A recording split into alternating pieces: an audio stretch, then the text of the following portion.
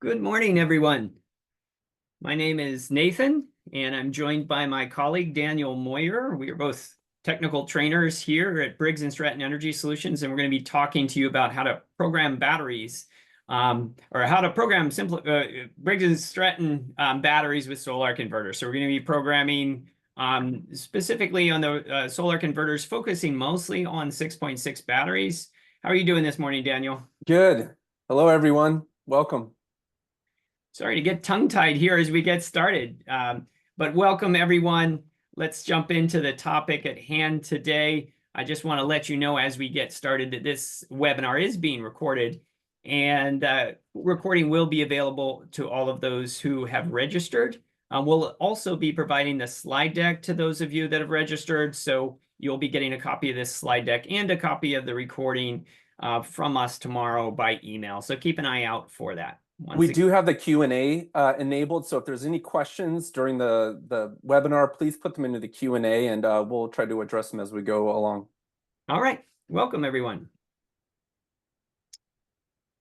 Okay, so you probably by now have realized that SimpliPHI has released our latest battery offering. And so if you've not been introduced to it yet, this is our stackable 6.6 battery. It really reduces our installation time. As you can see on the animations on the right side of the screen, the battery goes together where all of the power connections, the communication wiring, etc., is done through our rapid stack connectors. It makes for a very quick installation. And we've also released a series of packages together with Sol-Ark inverters. And so we're quite pleased to be pairing with Sol-Ark, partnering with Sol-Ark with these energy storage solutions. This gives us an opportunity to pair what we feel is the best inverter on the market, the best whole home hybrid inverter on the market, together with our battery offerings. And so we have a number of packages we'll discuss here, pointing out that you've got two American companies coming together here. Briggs & Stratton has a long history in the US. It's a 115-year-old American brand. And Sol-Ark is a Texas-based company. And so our two companies are joining together to offer these solutions, giving some energy independence. So if you have not been introduced to this product and this energy storage system before, I look forward to telling you about it today. These are the packages that we have released. Of course, you can buy configurations that are different from what we're showing here. But these packages make it easy to get started and have a rough idea of how much backup time you're getting. So I'm going to highlight just what these packages contain. So for a smaller home backup system where you might want to be backing up maybe half the loads in the house, you want to keep that refrigerator going in a power outage. You potentially want to keep those lights on, the communication to the home, maybe even the television, etc., the kitchen running. We're recommending a Sol-Ark 8K inverter with just a single 6.6 battery. This is our smallest offering, but also our lowest cost offering. So it might be a good option for customers that are looking to come in on a budget. The nice thing about this package is it is solar ready. You could, of course, add battery modules in the future as the budget of the home grows. Another package that we've been offering is with the 12K Sol-Ark inverter. Again, solar ready, generator ready if you want to have that. You can also add additional battery modules, but we're featuring the 12K Sol-Ark inverter here. We would expect about 75% of the loads in the home to be backed up with this package. And then the most popular package that we've been offering is our whole home package. The whole home package contains 3 of our 6.6 kilowatt hour batteries for a total of 20 kilowatt hours of storage. A 15 kilowatt inverter, we're expecting the customer to back up all the loads in the home, although we'll show some options for shedding some of those loads using the Smart Loads panel. And we would expect a backup time of about 16 hours with this package. Of course, we can get more backup time. Each battery would add about 5 hours of additional backup time. And so we've seen popular choices of single stacks of 3 batteries with the Sol-Ark 15K and 6 stacks of batteries with the Sol-Ark 15K, and even more with larger homes. So I'm showing those packages just to get us in the right mindset here as we start talking about the programming. Also want to point out that with a battery backup system, The inverter is at the hub of the system, managing the electrical power coming from multiple sources. So from the power from the grid, that could be used to charge the battery up in a grid outage. That battery can discharge and cover loads to the home. And one of the most important parts of this battery backup system is obviously the battery, right? You want a high quality battery, a battery that's going to be reliable and a reliable part of the home for years to come.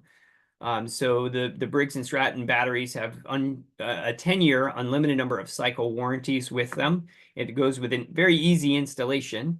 But an installation like what you're seeing on the screen is also solar ready. We're looking at a hybrid inverter that has the charge controller built into it. It's got MPPTs built into it. So you've got 3 independent MPPTs. You can bring in up to 6 strings of solar. And use that solar to charge the batteries to reduce your electricity costs monthly. Another nice feature of using one of these packages is that Sol-Ark inverter has the ability to automatically start up a generator if a generator is needed. So you can include a generator with or without solar. And then if that battery gets depleted, you could automatically start up that generator using the 2-wire start functionality of the inverter. Nathan, I would be remiss to not mention not only can these energy storage systems do backup power, but they can also participate in saving the homeowner money, even without solar. For example, at time of use, demand response, and even virtual power plants, which are becoming more and more popular where the homeowner gets compensated. So a lot of functionality besides just backup. Yeah, what Daniel's mentioning, we'll get to a little bit in terms of grid arbitrage. So if you have a rate schedule for electricity that has higher costs during peak demand times and low costs potentially at night when demand is cheaper, you can charge up that battery during those low cost times and then discharge it to power the loads in your home during those peak demand charge or those peak charges. And save yourself some money. So that's often known as grid arbitrage. But as Daniel said, there are a lot of programs like demand response and VPP, which you can utilize this inverter with to discharge those batteries even to grid, or at least to reduce the home loads. And utilities are offering sometimes very substantial compensation for participation in these programs. It lowers the burden on the grid. So this is not a talk about wiring. I'm simply going to show a couple of wiring diagrams to get us started here, understanding what the programming is going to be intended to cover. So I'm showing an example here of a 6.6 battery together with an 8K Sol-Ark. This would be a similar drawing for a 12K Sol-Ark with however number of batteries. We could add more batteries. But the difference here between an 8K and 12K Sol-Ark and the 15K Sol-Ark is that the Sol-Ark, the smaller Sol-Arks do not have as much pass-through. So we're limited to 63 amps on both the 8K and the 12K Sol-Arks of pass-through, which means that we will need to, for most homes, we will need to separate off a backed up loads panel from the main panel. So some of the loads in the home during a grid down situation would not be backed up.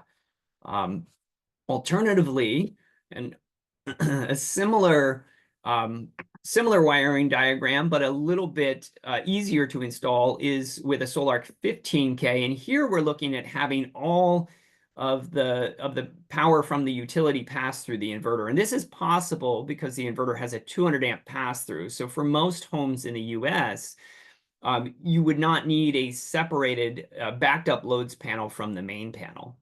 Although I am showing here in this wiring diagram, and again, you'll get copies of these slides, that we could use, we could add a secondary load center for loads that we might want to shed by utilizing the gen port on the inverter as a smart loads port. So we'll talk about that a little bit later. Again, not a talk on wiring. You're welcome to ask questions if you like, but the Sol-Ark inverters are capable of taking AC coupled solar. So this would be a great example for retrofit. So if we've got a home that already has solar on the roof, it might have some micro inverters, which are just grid tied so that they're feeding back into the grid, but you don't have any backup in a grid down situation. Well, what we could do is we could come in and add a Sol-Ark inverter, bring those micro inverters in through the gen port on the Sol-Ark, and then add batteries to the home. So this is an example of wiring AC coupled solar in through the gen port. It is possible on Sol-Ark inverters to AC couple on the loads port, but the downside to that is that we lose the telemetry. So if we come in through that gen port with the AC coupled solar, the nice thing is you get to see all of that telemetry through the My Sol-Ark app. Another example that we're going to be talking about programming for today is the use of the gen port to bring a generator in, the simplest way to integrate a generator. The nice thing about using a generator through the gen port, if we don't need it for AC coupled solar, right, is that we don't need to integrate a transfer switch into the system. The Sol-Ark itself is the transfer switch. And so the gen port could be used to bring up to 19 kilowatts of continuous power. It's 80 amps continuous. Daniel, can we bring in a 120 volt generator into a Sol-Ark? No, we need a 240. We need a And 240. it is also potential to be noted that a portable generator could also be leveraged. And Nathan, I just want to mention that's one thing I'm excited to be working for Briggs and Stratton is that not only are we experts and we have a team on energy storage, but we have a whole other division on these standby generators. So if it's something you're interested in, we have standby generators, either propane or natural gas. We even have larger ones, the 208 and 480 that are available for some of the Sol-Ark 30Ks and 60Ks. I do want to remind everyone, if you have any questions during the talk, use the Q&A, and I'll be sure to pause Nathan and we'll answer them as we go. Thank you, Daniel. I appreciate that. An alternative way to bring in a generator into a system is to bring that generator in through a transfer switch, the way a generator might typically be connected. So I'll give you a nice example of why you might want to do this. You might have a customer that already has generator backup on their home, but they might be interested in having battery backup to eliminate those short power outages that you get while that generator is starting up and qualifying. So the difference between a battery backup and a generator backup is that you just have seamless continuous power. The Sol-Ark units are capable of switching over in as fast as 5 milliseconds.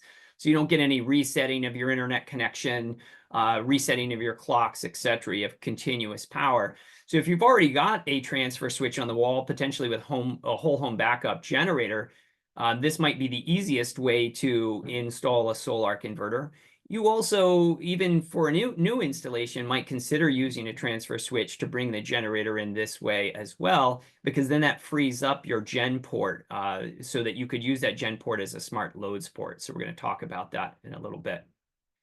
So with these wiring diagrams in mind, we're going to move into programming, connecting, communications, and go through both battery and the battery connections to the Sol-Ark, as well as battery connections to EnergyTrack, Briggs & Stratton's monitoring platform.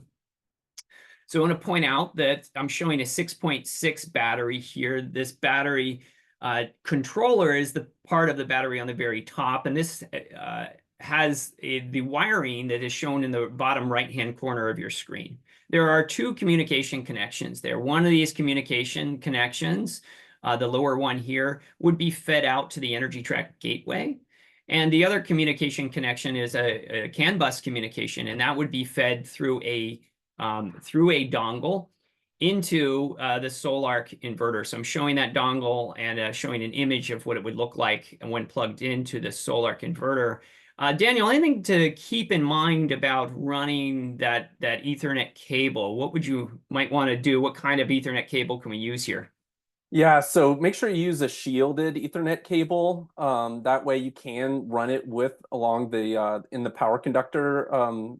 So Right. the same conduit. And Nathan, we did get a question. Thank Great. you. Thomas is asking, is the Sol-Ark inverters service entrance rated? And I think maybe we should address that with the 15K and maybe talk about why we would still need a disconnect.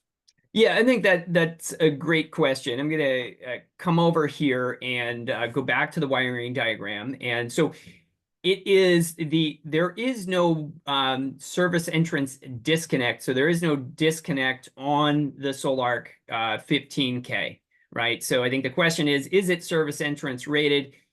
it is not in the sense that we have to pass through a service entrance rated breaker or fused disconnect in order to come into the unit. So that's a great question, and I know it's been said it's a service entrance rated model, but you still do have to come through a fused disconnect that is service entrance rated, fused or breaker. So great question. Thank you for asking it. And to Daniel's point earlier, shielded Ethernet cable is that Cat6 or higher, right? So we're looking at Cat6 Ethernet cable, and if you're using Cat6 Ethernet cable, you can run those communication wires in the same wires as current carrying conductors. So in the same conduit. All right, so we're going to move into the wiring of communications if we have multiple stacks. So as I said, another common configuration for us is multiple stacks, especially 2 stacks, so a total of 40 kilowatt hours for home backup. And if we have multiple stacks, we would connect the stacks from one of the CAN bus ports into the RS-485 port of the next stack controller, out of that one into the next one in what's called closed loop daisy chaining. And so only one of those stacks needs to be connected to the Sol-Ark as is shown in the picture. And then one of those stacks needs to be connected through the RS-485 port to the gateway in order to enable communications through the Briggs Energy Track platform. So just a quick reminder of what the inside of a Sol-Ark 15K looks like. We're going to point out that we have dual sets of battery inputs here. So for 2 stacks, we would recommend your battery cables, one set of 4-aught coming from one stack, another set of 4-aught coming from the next stack. These connections are limited in size to 1 inch, just a little bit over 1 inch, so they are limited to 4-aught cabling. And then if you had a single stack, we still recommend using dual sets of 2-aught cable, one to each 2 of the 200 amp breakers. Dual 1-aught or 2-aught cabling there. Pointing out here, our solar connections are here. The accessories board at the center of the communications is here. If you have multiple inverters, you would be using the 2 RJ45 connections there that are labeled paralleling comms. There's an RS-485 port here, and then the battery CAN bus would be plugged in at this location. So when you do buy a SimpliPHI 6.6 stackable battery, the controller does come with that blue dongle that would plug in here. So keep an eye out for that inside the controller. That's not something you need to buy separately. Then we've got our generator input here. This is fused at 100 amps, so 80 amps of continuous power can come in through these generator L1 and L2 connections. We've got the load output. By the way, this is not breakered. This is just a disconnect. So you do want a load center that has a 200 amp disconnect breaker on it. And then on the grid port, we talked about coming in off of a service entrance rated 200 amp breaker or fused disconnect. Pointing out these connections here on the comms board. So the accessory board, you are always going to be using pins 3, 4, 5, and 6. These are where you're going to have your CTs. And yes, even though the Sol-Ark 15K has all the current passing through it, Sol-Ark still recommends the use of the CTs on a 15K. It will give you more accurate telemetry. Daniel, what are B and B here? That's for emergency stop. And so, think about it. If your house is, don't think about it, but if your house is on fire and the fire department shows up, the first thing they're going to do is probably kill the main breaker, maybe take an axe to your meter socket can. But what that's all going to do is the Sol-Ark's just going to simply think of it as another grid outage, and it's going to continue to provide power either to that critical loads or perhaps the entire load center of the house. So by code, we need a rapid shutdown button available there. Okay, and so I've got these 2 sets of connections highlighted because you're always going to be using them. You always want to have that rapid shutdown, that emergency stop wired into the pins B and B there, and then 3, 4, 5, and 6 are your connections for your CTs.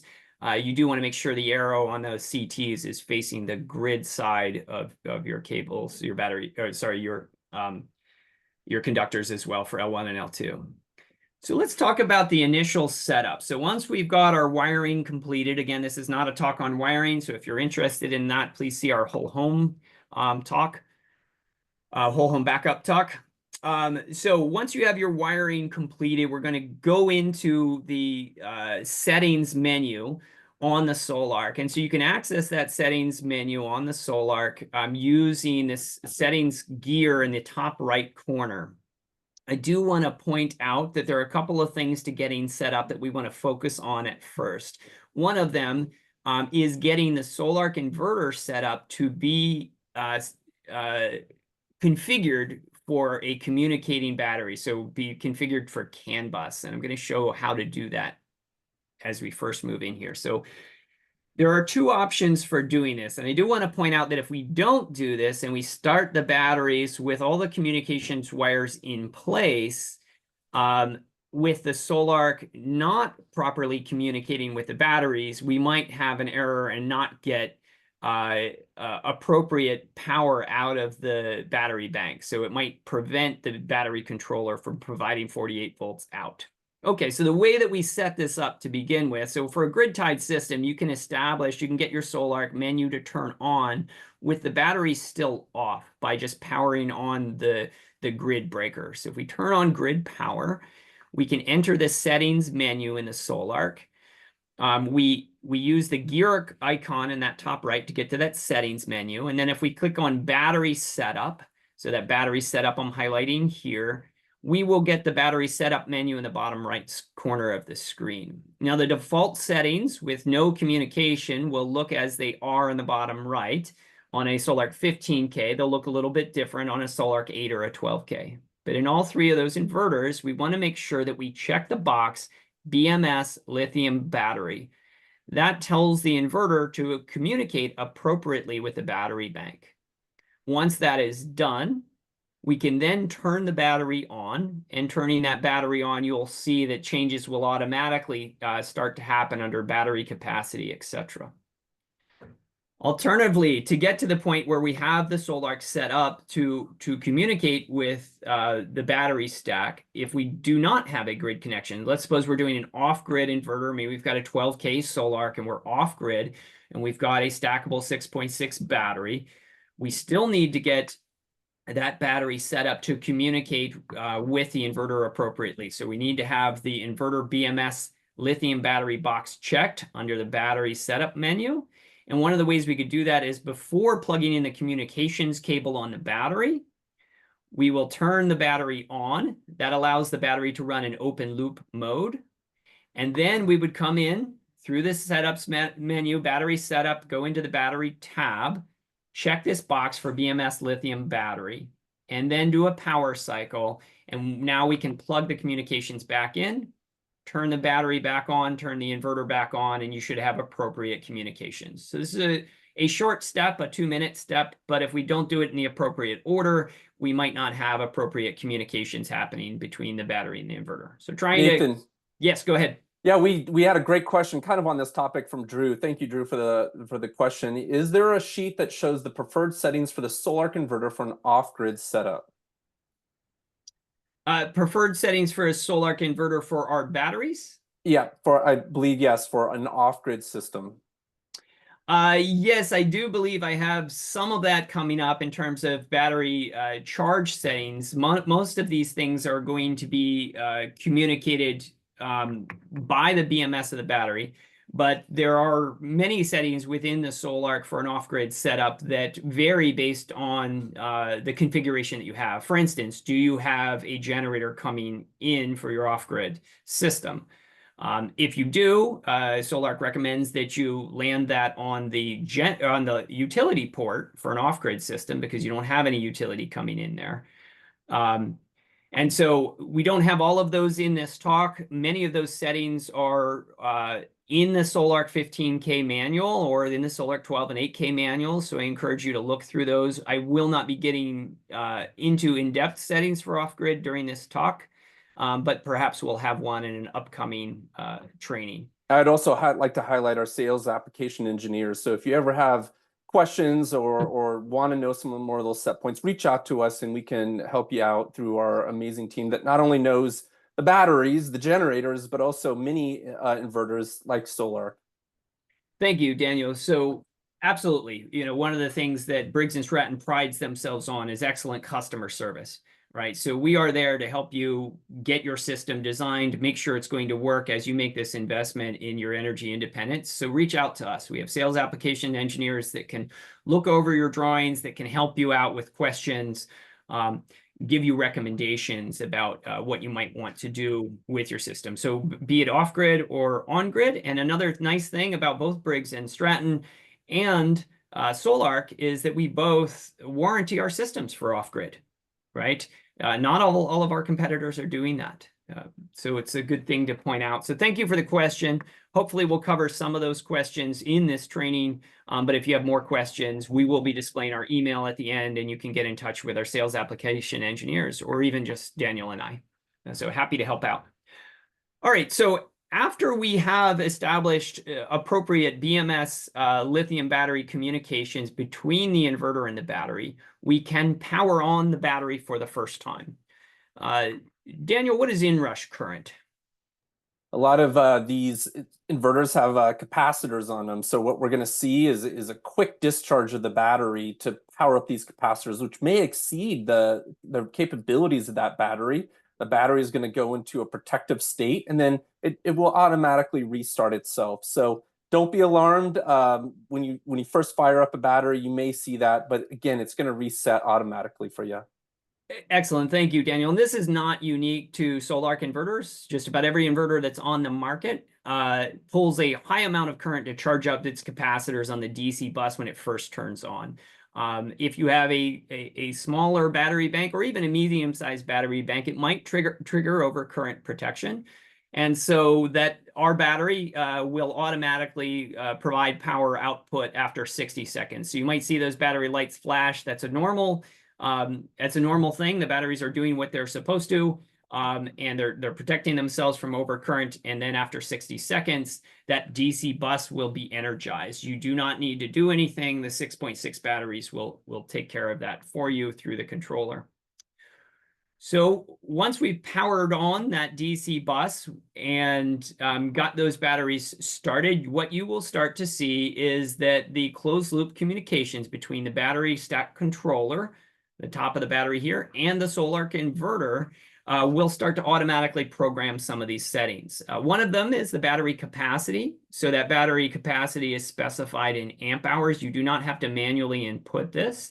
This will be input from the controller communications to the inverter. That will vary depending on the number of batteries you have. So for a 3-stack, it's 398 amp hours at 48 volts. The other thing that you'll see that'll come in here automatically is that use battery percentage charged will be checked. That allows you to adjust the settings in the Sol-Ark menu based on the battery's state of charge. So we're all pretty familiar with looking at this number on our phone. The battery's at 50%. It means the battery's at a 50% state of charge.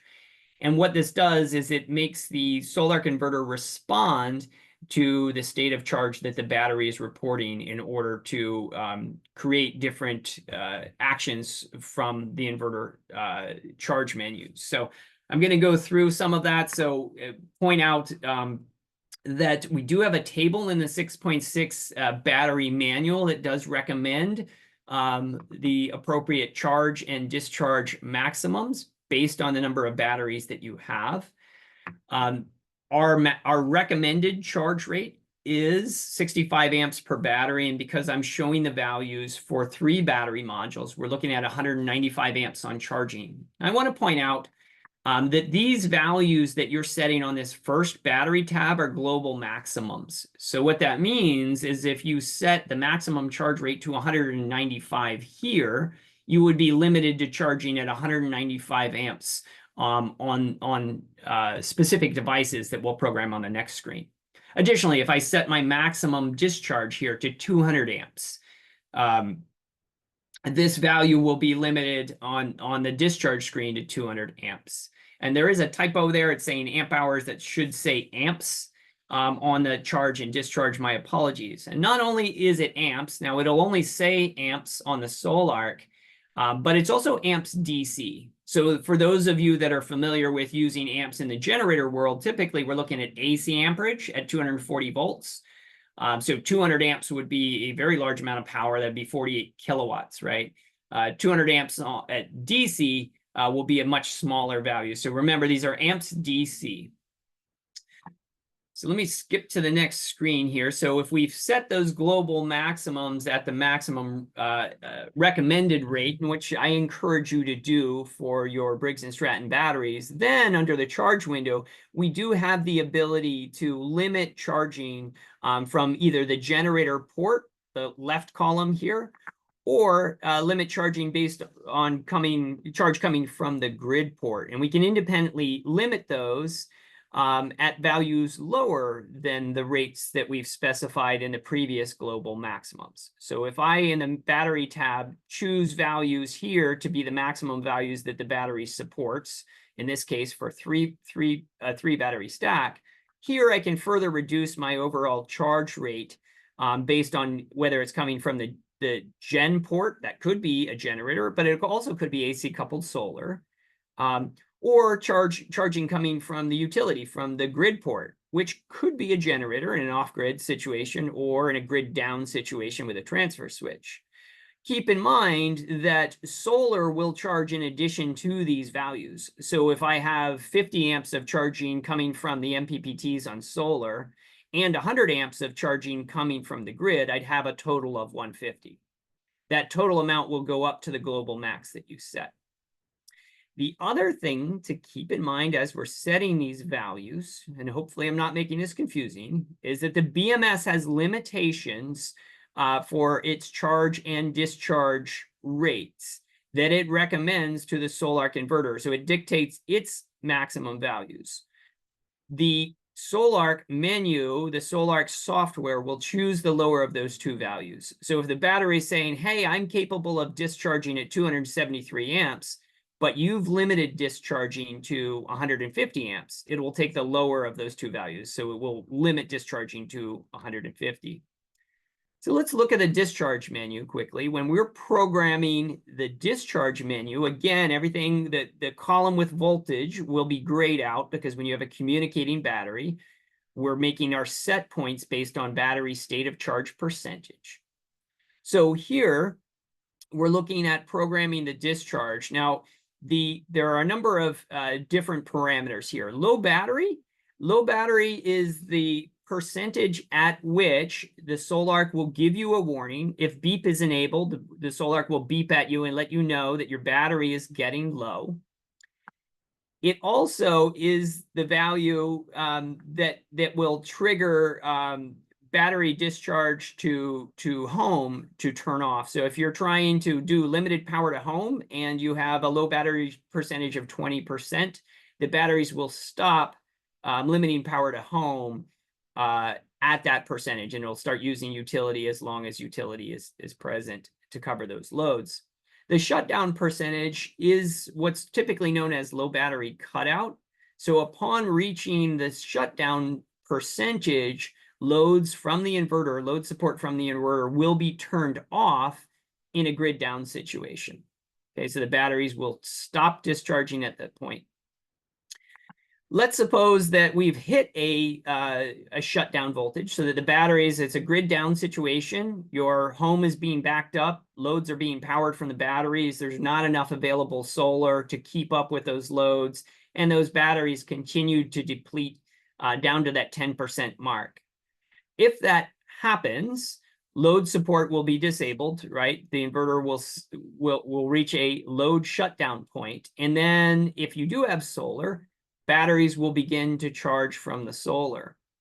Now, we don't want the loads to turn back on immediately, because we would probably end up getting a cycle between turning on and turning off. So there's one more setting here. It's the restart percentage.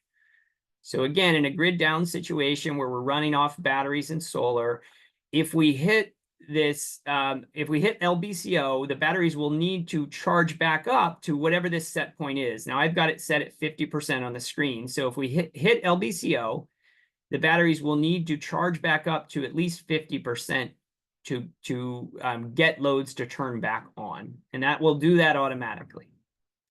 Last setting here is the battery empty voltage. This is an important setting. Many batteries have a low battery or a low percentage or voltage in which the BMS will automatically turn the batteries off to protect the batteries. So keep in mind that if we don't want to hit that voltage, right? We want the inverter to turn itself off gracefully based on the values that are above. And so for a low battery, a battery empty voltage, we're going to make sure that that inverter shuts down before those batteries do. And so that will occur at a 46 volt recommended value from us. The battery resistance will automatically be set. The battery charge efficiency is self-explanatory, and that will be automatically set at 99%.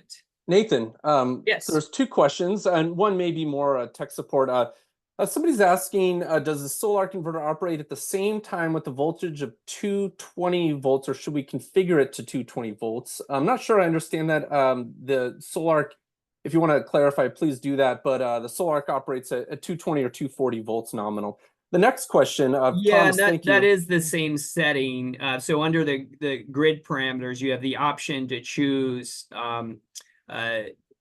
two-phase 240, or you could choose three-phase 208, etc. So the two-phase 220, two-phase 230, two-phase 240 is all the same setting. And then you do have the ability to independently choose the frequency at 50 or 60 hertz. So that is under grid parameters, but that's not a different setting, and actually default setting would work on 220. So good question. Yeah, thank you. Thomas asks, and this may be more of a tech support, but we have 3 SimpliPHI Amplify batteries, which is a battery we're going to show up here on a Sol-Ark 15K. When I set the state of charge SOC to be a minimum of 20%, that's the low battery setting we're seeing there, the SOC continues to drop below that. I have set it to 40%, and there are occasions overnight when the SOC will even drop down lower, even to 25 or 20% SOC. Why does the BMS, or maybe the inverter, we should say, not stop drawing on the batteries when it hits those set points? So to be clear, I believe that our participant here is asking if he's set the shutdown voltage at 20%, why is the inverter not shutting off loads upon reaching 20%? Is that correct? Yeah, he says low battery, but maybe I believe it's shut down. So to be clear, it will not shut down on low battery. Low battery percentage is a percentage in which you will get a warning. And as I mentioned, limited power to home will stop functioning. But the inverter should not shut off loads at that point. It's not until we reach the shutdown voltage or the shutdown percentage in the case of a communicating battery that we expect loads to turn off.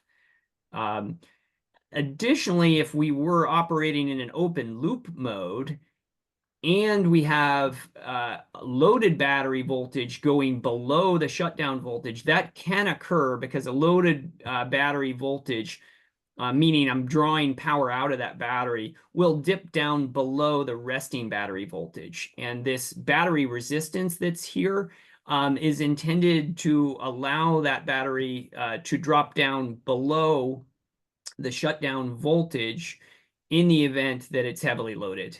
So that's to allow for differences between the resting charge and the loaded charge on the battery. I don't think I said that very well, but that's one case in which we can go below the shutdown voltage is when the battery is heavily loaded, because you would notice as soon as the load support turns off, you'll see that battery voltage creep back up to what its resting value is.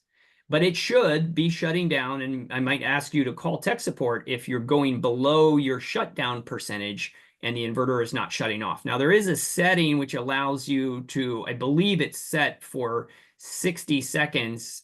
There's a time setting that allows you to hit that shutdown percentage, stay on for 10 seconds or up to 60 seconds before shutting off.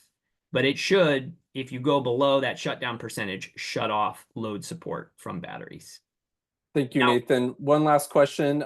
You said 2-phase for 220 or 240. Did you mean split phase or not? I did. And that's so the Sol-Ark menu will say 2P. And so that does mean split phase. And it is different from electricity in much of the rest of the world. So much of the rest of the world has a single For residential and much of the rest of the world, you have a single live wire and a single neutral wire. So Sol-Ark, when they created their menus for the international market, use 2P. And so I was using the language that's there. But yes, exactly. It's split phase. Thank you. Good question. Thank you. All right. BMS charge current limit in lithium BMS info. So I do want to point something out that's somewhat unique to our batteries, but intentional. If you have set up the battery charge settings to the maximum limits, so let me go back up here and just highlight that. So let's suppose I have a 3 stack of batteries. I go to my table and I say for a 3 stack of batteries, my overall charge limit should be 195 amps, and my discharge limit should be 273 amps. So let's suppose I put that in, and then I click the lithium battery info. If I am not in a charge cycle, the lithium battery info will display 65 amps, no matter how many batteries I have. Note that this is not this limit is dynamic, and as soon as a charge cycle begins, the charge limit will increase to 195 amps after the controller checks to make sure that all batteries are receiving charge. So it is a safety check. There's no glitch here as soon as the charge cycle begins. So if you see battery current there, you will see that charge limit increase to 65 amps times the number of batteries you have. So I don't want that to be something that trips us up. It will always say 65 unless a charge cycle is beginning. So I'm going to jump into programming the Sol-Ark to allow for load shedding. So it allows the generator port to be used as a sub panel, which you might want to turn specific loads on or off. So with a Sol-Ark 15K, I'm showing a wiring diagram here in which we're coming out of the gen port and using that gen port, the port label GEN, as a smart load port. And so I've got a sub panel, and maybe I've thrown a pool pump on there and a car charger on there. I'm going to show you through programming how we can use that gen port, the physical gen port, as a load output. And so if we check this box here this is under settings, battery setup, and smart load, so the tab after discharge, we can output on the gen port under specific situations. So if we want, we can check this box for always on when the grid is on, so that sub panel with maybe your car charger and your spa or your pool pump would always be on if the grid is on. But if we're in a grid down situation, we might want to turn those loads off. And so if we have particularly large loads or loads that we don't care about, like electric water heater, spa, pool pump, etc., we can turn them off conditionally. And so the settings for turning them off conditionally are based on battery percentage. So if I have a smart load port and I've got the batteries above 80% state of charge, it will keep that sub panel on. If the battery percentage drops below 80%, or whatever value you choose to set in here, that smart load panel will go off. Those loads will no longer be supported. Now, if you do have solar charging, those batteries might start to rise up in percentage above this cutout percentage, but the smart load port will not turn back on until the batteries have had a chance to charge up to the second value here, the smart load on battery percentage. And so I'm showing values of 80 and 90%. Daniel. Yeah, this is so kind of, back in the day when, say, the house power is out and you wake up in the morning, the batteries are drained, and then the sun comes up, solar starts to charge. Maybe by noon or 1 o'clock, the batteries are full. And I used to have to tell my homeowners, look, if the batteries are full, go do the laundry, go yes, use the hot tub, go do one of these things. And they would have to actively be monitoring this and know when the batteries are fully charged. With this feature here, really, it kind of takes that guesswork out of it. It's going to turn on when the batteries are full. If the batteries are full, then go ahead and the solar's still shining, use that power because it has nowhere else to go. So I think it's a really cool you're not feature. Producing it, right? Yeah, you're not even producing it from your solar array. Will just stop producing if you don't have anywhere for it to go. And so the nice thing about this is if you do have a car, electric vehicle that you want to be charged up, or maybe a hot water heater that you want to run because you don't want to lose that solar power that could be generated, this is a way to do it without killing your batteries in a grid down situation. And doing it automatically without having to think a little bit about that. We got another question, but I'm gonna let you go, Nathan, because we're running a little short on time, and then we'll address some of these questions near the end. Okay, so let's talk about instead using the gen port on the inverter for AC coupled solar. It's a common configuration to already have maybe grid tied solar on the roof. This is a retrofit example. We come back in and we want to have battery backup. Well, in order to do that, we have to have an inverter that's capable of supporting a battery backup. The Sol-Ark inverter can take both DC coupled solar and AC coupled solar in.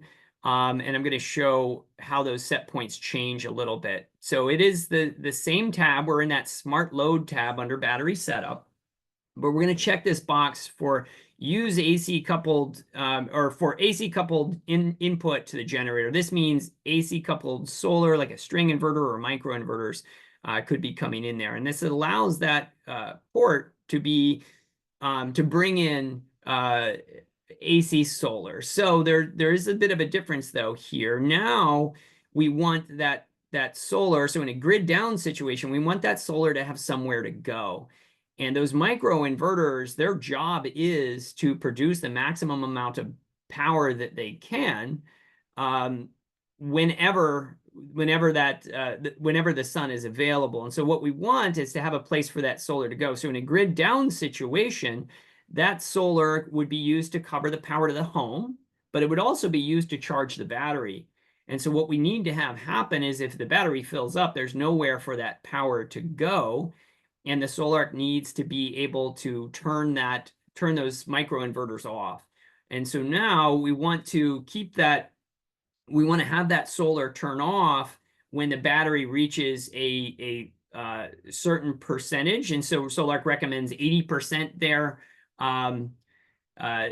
to turn on, and then 90% will turn off that AC coupled solar. So what you're looking at is the values to turn that AC coupled solar on and off. Additionally, as those batteries fill up, the Sol-Ark can frequency shift if you have a 1741 SA inverter to reduce the power output of those microinverters, etc.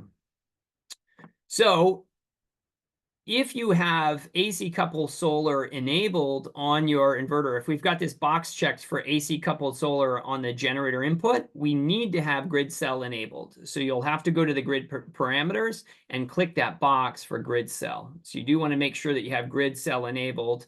And you do want to make sure that you check with your utility and make sure that you have an interconnection agreement that allows you to sell back to the grid.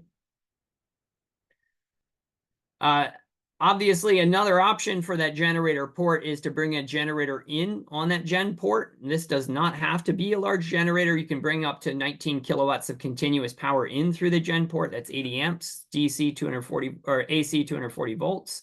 But we could have a smaller generator on that port as well. And so the nice thing about doing it this way is we do not have to use a transfer switch here. There's no need of a transfer switch. The inverter can act as that transfer switch. We can use automatic two-wire start, and this will allow the inverter to turn the generator on and off based on battery percentage. So if you're using a two-wire start enabled generator, like a Briggs Stratton generator, you would use pins 7 and 8. That's a normally open dry contactor.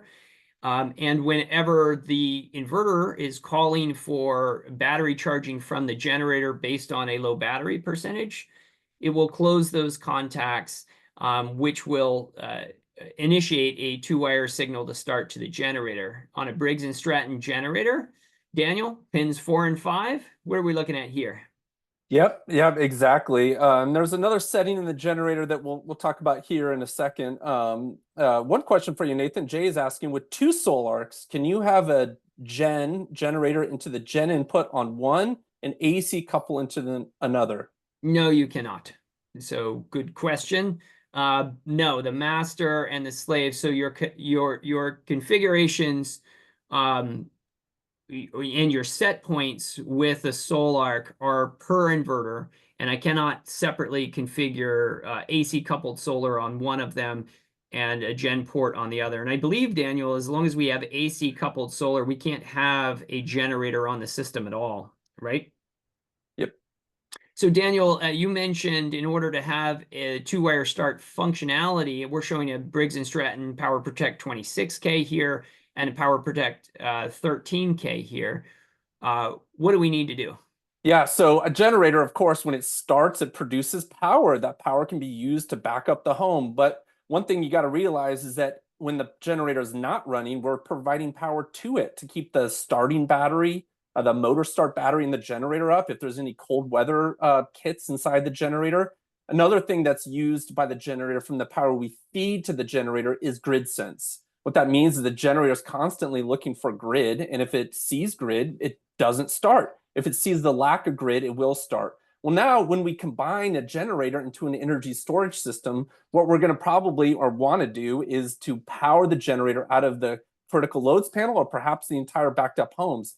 That means that the grid goes down, the generator still sees the presence of grid. So we need to go into the controller and let it know, going to the mains config, that mains monitoring, or look, generator, if you see the presence of grid and you see the presence of your two-wire signal to start, still start up. So that's a quick setting over there on the left-hand side.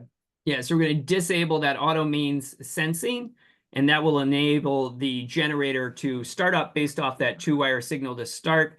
If you have a different generator, it should still work with the Sol-Ark. One of the things I like so much about the Sol-Ark is how well it deals with the generator start and stop. Now, I've got some settings here related to battery charging from the generator. Now, keep in mind that when we say gen charge here, that checkbox is actually referring to the port. So it's referring to the gen port. So if you have your generator set up on the gen port, then that left column would be utilized, right, to program it. And so that start percentage there is that call when if we're running off of batteries, no grid is present, and the batteries drop below a 40% state of charge. The two-wire signals to start would start up a generator, and we've got it set to charge at 60 amps off the generator. One of the things to keep in mind here is that the generator not only is going to be running the battery charger in the inverter, but it'll also be powering loads in the inverter. So when it's sending power in, it's not just limited to the amount of power that's being sent to the battery charger. So we want to make sure that we don't overtax the generator. And there's another setting that you can reach through basic setup to limit the total amount of power that is pulled in from that through that generator port. So on the screen on the right side there, I'm showing that we're limiting the amount of power that the inverter will pull off the generator port to 13 kilowatts, 13,000 watts. And if we hit that value in a battery charging, a battery charge is in process, we're told by Sol-Ark that that battery charging will be dropped and the generator will continue to power the loads. If we don't have that set, we could potentially stall out our generator if we're trying to pull too much power out of it. So one more time to just make that clear, the generator, when it does start up, it not only is going to be charging the batteries, but it's going to be covering the loads. The batteries can't charge and discharge at the same time, right? So generator and solar, if you had it, would have to be covering the loads there, and the batteries would be charging from that source. So you want to make sure that you limit your gen power if you have a generator not capable of doing both at the same time. The other thing to point out here on this menu is that the float, absorb, and equalization values will all be set the same with communicating batteries. I didn't highlight that earlier, and I meant to. Those are automatically controlled with the communications. Those are not things that we can independently set anymore if we have a communicating battery. Let's suppose we have the generator come in through a transfer switch on the grid port. And I'm going to have to go just a little bit fast because we've only got about 6 minutes left. What settings might we want to look at when we have the generator coming in through the grid port? One of the reasons we might do this, of course, is if we already have a transfer switch in place and we're coming in to add battery backup. But also if you have a whole home generator, larger generator, instead of being limited to the 80 amps of continuous gen power on the gen port, we can now have a generator up to 200 amps of continuous power coming in through the grid side. So in a grid down situation, what would happen here is in a grid down situation, the home's loads would first be run off of batteries and solar, if solar was present. And as those batteries start to deplete, eventually, if those batteries get down to a low enough set point, it will trigger the automatic generator start. And that will switch the transfer switch over to the generator, and that will come in as a source of power that looks like it's utility, right? It's coming in on the grid side. So there are some things to do. So just like before, we have to disable auto main sensing on the generator. We don't want it to start up as soon as the grid goes down. We want to use those batteries first. The batteries fuel potentially is free if it's coming from solar, and we don't want to run that generator any more than we have to.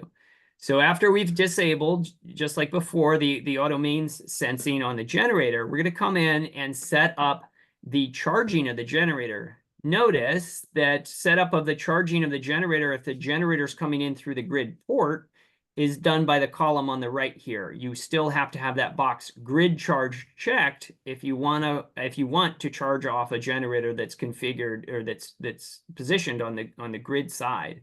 So that's for the port. And what we have here is we have this set at 50% state of charge. So anytime those batteries get below that 50% state of charge, it will send out that 2-wire signal to start. It'll start up that generator, and that generator will charge those batteries at 100 amps. And it will also be supporting loads to the house. So you have to keep in mind you're supporting loads to the home and you're charging the batteries at the same time.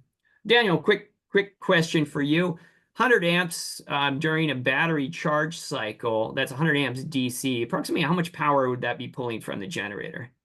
Well, I would do 100 times 48. Maybe I would do maybe closer to 50 actually. So that's about 5,000 watts. Right, and if we're towards the end of the charge cycle, it could go all the way up to 56.8 times 100 amps. So it's 5,600, almost 5,700 watts.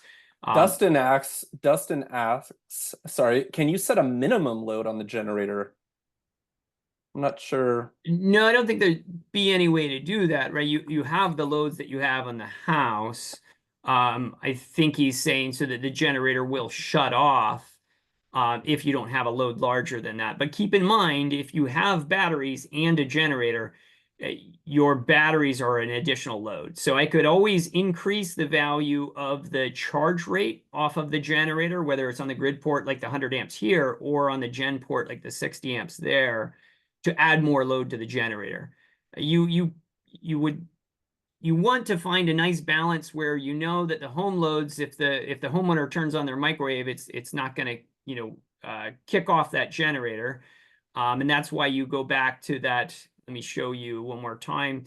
And that's why you set a generator limit power here. So if I set a generator limit power and I set my charge values to high values, I'll pull off as much power from that generator as I can, so I don't run it any longer than I have to. But with that gen limit power here, if the customer goes in and turns on an electric stove, it doesn't stall out the generator. Instead, it turns the battery charging cycle off. So no way to set a lower limit, but you can make sure your generator is always taxed by making sure that you're charging the batteries from that generator. So I hope that helped. Let's talk briefly about some of the limiter functions that we can set up. This is something that is more complicated, and you can go through the Sol-Ark manual on this. Some of the options, these are our modes of operation for the Sol-Ark inverter. So first to mention is the grid cell box. If I have the grid cell box checked, and you have to do this for AC coupled solar, if you have the grid cell box checked, that gives the ability to sell power, excess solar power, back to the grid when it's there. So if the first mode of operation for the solar will go to, the priority would be to go to charge the batteries. The second would be to use that solar to power the loads of the home. And if there's still excess solar, the batteries are charged, the loads to the home are covered, excess power up to whatever limit you put in here can be sold to the grid. So here I've got 6,000 watts in grid cell, and so I can sell up to 6,000 watts back to the grid if this box is checked. The next one is limited power to home. So if I check the box for limited power to the home, the Sol-Ark will monitor how much power you're pulling through the CTs from the grid port and export that power back to the loads panel and also to the grid port to limit the amount of power we have to the home, to essentially try to zero out. If there is excess power with the solar and you have grid cell enabled, it will sell excess power back to the grid as well. So it's common to have both of those boxes checked. If I were to have the limited power to load checked instead of limited power to home, the Sol-Ark inverter would use solar power to cover those loads to the home and export battery power to cover the loads to the home, but it would not sell that back to the grid. So there's a slight difference there, and it's more significant in the 8K and the 12K, where you have a separate load panel and a separate utility panel for loads. So the last one that I'm going to cover quickly, because I am out of time here, is the time of use setting. This one is a little bit more complicated, but you've got 6 time of use windows here. With the time of use box checked, excess this gives you the ability to control when your batteries discharge. So what I've got set here in these windows are, as long as the battery is under 70%, I've got the box checked here for charge. I will buy battery charging from the utility. And so I might want to do this if battery charging during the hours from 1 a.m. to 5 a.m. is cheap. So utility rates are cheap at that time. After that period, so from 5 a.m. to 9 a.m., as long as the batteries are above a 40% state of charge, I will discharge those batteries to cover the loads in the home, but I will not sell any power back to the grid. So unless I have the cell box checked here, I will not sell battery power back to the grid. I can still sell excess solar power back to the grid because I have the grid cell checked, but I won't sell batteries. So these 2 columns on the right are for battery charging and battery selling to the grid. If I have 100% entered, as I have from 9 a.m. to 1 p.m., that will not discharge the batteries to cover home loads unless, well, it won't do it at all, because I will never be, I'll never be above that 100% mark. So this is a way to prevent the batteries from discharging to cover loads certain times of the day. And I've got this set here because I expect excess solar to be available during that time of the day. And then from 1 p.m. to 5 p.m., I've got a 90% value set here. So as long as the batteries are above 90%, the batteries can be used to discharge to the loads. And that's going to save 90% of my battery for the evening time and the nighttime. And so as long as the batteries are above 50% after 5 p.m., it'll start to discharge those batteries to cover the needs of the house. One additional feature of time of use, and the last one I'll talk about because I'm out of time, is to set up specific days of the week and specific seasons in which these values take effect. And so you can go set up seasons under the time tab in the basic setup, and you can choose which days you want time of use to be utilized. You might not do that on the weekend because your schedule on the weekend might be different from your weekday schedule. And this is somewhat of a unique feature to Sol-Ark that can be very powerful to help, especially during certain times of the year, certain days where if you can optimize this is a great controller that's available in the Sol-Ark. So Daniel, I think I better stop here. I do want to provide... turn off the beep. Yeah, turn off the beep. I do want to provide just a quick shout out to those who want some help designing their systems. You can reach us at energystorage@basco.com, or you can reach our application engineers, 805-640-6700. And I also want to call out our Elite IQ Installer program. So if you've not installed one of our energy storage systems, there's a nice rebate right now in which you can get $1,300 back as a rebate off your first installation by joining our Elite Installer program. Email us or scan that QR code. A lot of fun events coming up, RE Plus Midwest, OSEA up in Oregon, and additionally one out in Hawaii. If you guys are coming, interested, let us know and we'll be happy to spend some time with you. Thanks, Daniel. I think we're out of time. So unfortunately, we won't have time for more questions. Thank you, and we look forward to seeing you on the next one. Bye, everyone.